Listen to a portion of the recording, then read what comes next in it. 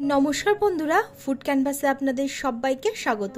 আজ নিয়ে এসেছি সম্পূর্ণ নিরামিষ ওলের মালাইকারির রেসিপি, যেটা গরম ভাতের সঙ্গে খেতে দুর্দান্ত লাগবে।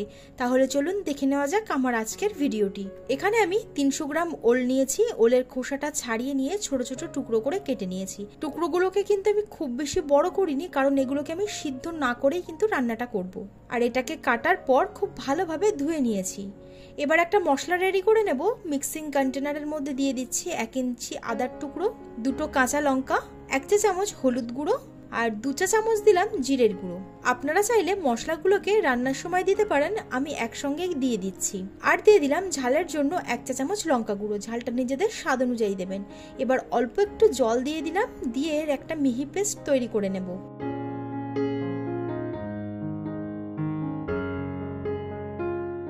মশলাটা আমাদের রেডি হয়ে গেছে, এটাকে আমি সাইডে রেখে দিচ্ছি। একটা বাটির মধ্যে 10-12টার মতো কাজু বাদাম জল দিয়ে কিছুক্ষণের জন্য আমি ভিজিয়ে রেখেছিলাম। এটা এখন নরম হয়ে গেছে। এবার জল থেকে ছেঁকে তুলে নিয়ে মিক্সিং কন্টেনারের মধ্যে আমি দিয়ে দিচ্ছি। অল্প করে দুধ দিয়ে এই কাজু বাদামটাকে আমি বেটে নেব। আপনারা চাইলে জল দিয়েও বেটে নিতে পারেন। আজকের রান্নাটা কিন্তু আমি নারকেলের দুধ দিয়ে বানাচ্ছি না, এটা বানাচ্ছি প্যাকেট দুধ দিয়ে, মানে বাজারে যে প্যাকেট দুধ কিনতে পাওয়া যায় সেটা দিয়ে বানাচ্ছি। এখানে নিয়েছি আমি 300 ml দুধ, আর দুধটাকে আমি আগে থেকে ফুটিয়ে ঠান্ডা করে রেখেছি। এবার একটা কড়া গরম করে দিয়ে দিচ্ছি 2 টেবিল চামচ সর্ষের তেল। তেল গরম হয়ে যাওয়ার পর কেটে রাখা ওলগুলো এর মধ্যে আমি দিয়ে দিলাম। 1 চা চামচ লবণ দিয়ে দিলাম, আর 1/2 চা চামচ দিচ্ছি হলুদ গুঁড়ো, আর 1/2 চা চামচ লঙ্কা গুঁড়ো। এবার মশলাটাকে ওলের সঙ্গে খুব ভালোভাবে নাড়াচাড়া করে মিশিয়ে দিলাম। তারপর ঢাকনা চাপা দিয়ে লো টু মিডিয়াম ফ্লেমে রেখে ভেজে নিতে হবে। এই ওলটা যেহেতু টাটকা, সেই জন্য আমি ভেজে রান্নাটা করছি। অনেক সময় কি হয়, বাজার থেকে ওল কেনার সময় দেখবেন একটু নরম হয়ে যায়, মানে অনেকদিন আগে তোলা সেই নরম ওলটাকে কিন্তু সিদ্ধ করে নিয়ে তারপর রান্নাটা করতে হবে। ওলটা দেখুন এখানে খুব ভালোভাবে ভাজা হয়ে গেছে, একটু লালচে ভাব চলে এসেছে। এবার এগুলোকে তুলে একটা পাত্রে রেখে দিচ্ছি। আর এই ওল ভাজাটা কিন্তু শুধু শুধু খেতেও দুর্দান্ত লাগে। কড়ার মধ্যে দিয়ে দিচ্ছি আরো 2 টেবিল চামচ সর্ষের তেল। তেল গরম হয়ে যাওয়ার পর ফোড়নের জন্য দিচ্ছি 2টো ছোট এলাচ, 2টো লবঙ্গ আর একটা দারচিনি। ফোড়নটাকে লো ফ্লেমে কিছুক্ষণের জন্য ভেজে নিতে হবে। তারপর এর মধ্যে আমি দিয়ে দিচ্ছি আদার পেস্ট, মানে আদা আর মশলা দিয়ে যে পেস্ট আমি তৈরি করে রেখেছিলাম সেটা দিয়ে দিচ্ছি। আর 1 চা চামচ দিলাম কাশ্মীরি লঙ্কার গুঁড়ো, এটা অপশনাল, আপনারা চাইলে দিতেও পারেন নাও দিতে পারেন। এবার লো ফ্লেমে রেখে মশলাটাকে খুব ভালোভাবে কষিয়ে নিতে হবে। মশলা কষানো হয়ে যাবার পর ভেজে রাখা ওলগুলোর মধ্যে দিয়ে দিচ্ছি, দিয়ে মিনিট খানেকের জন্য মশলার সঙ্গে নাড়াচাড়া করে নিয়ে কষিয়ে নিচ্ছি।